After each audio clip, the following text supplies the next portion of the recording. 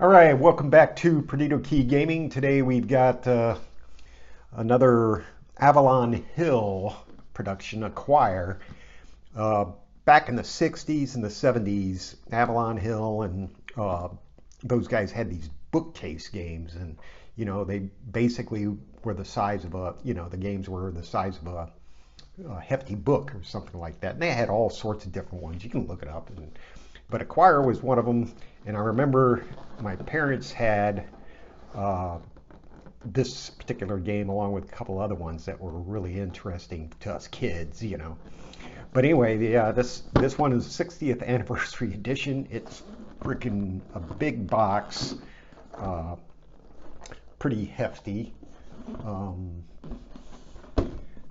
Sid Saxon, yeah.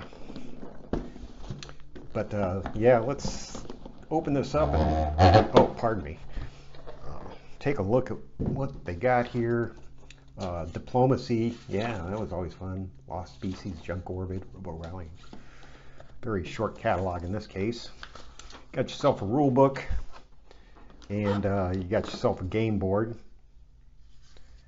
and a bunch of looks like a classic mode stockholder. Yeah. So it's basically Wall Street, and trying to build hotels and stuff. So you get a bunch of hotel pieces, things like that.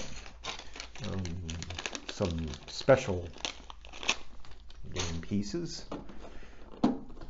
Some money right there. I don't know if you can see it. And apparently, packaging is pretty flimsy plastic, but at least it's got plenty of storage. Stock certificates. More stock certificates. Pretty wild, huh? And probably shouldn't have done that. Just made things harder. And that's pretty much it for the parts. 3D printing, make your own parts, right? Let's check out the card quality, maybe. Why didn't I bring my knife? All right, so Tycoon mode, classic mode. So you got enough these hefty steps for mergers, turn sequence pay. Yeah. So these are pretty nice, comparatively. One thing about this is it is pretty flimsy. It's pretty lightweight, so you might want to weight it down with something, maybe put something on the back to weight it down a little bit, perhaps, maybe. All right, so let's see. Rule book. If I remember as a kid, this was pretty easy for us kids to learn. So game board, stock card, 175 stock cards, 25 of each, 7 hotel chains, info cards, money chips, and a tray. 14 and up, 2 to 6 players, 90 minutes. Good for a family game night. And you're a tycoon, and you're trying to make the most money. That's how to win. Oh my gosh, capitalism. The first time you play, you got to remove all the components, discard the waste, optional, remove the headquarters banners from the runner. Oh, these little things, little flags and stuff. Put the game board in the middle, put the building tiles in the, mix them up, choose the player to be the banker. This person will pass out the stocks and do the, banker stuff, sort of monopolizing. So you get 6,000 bucks, or you can just say it's 6 million, whatever. Places money chip. Yeah, anyway, gets 1 stockholder info card, obviously. whether stockholder bonuses will be paid to the top 2, which is classic mode, or the top 3, tycoon mode, during a merger. For your first game, they recommend tycoon. All right. So you want to either display the money in stocks you have or not, as a big mystery, right? Figure out who goes first, roll a die or something.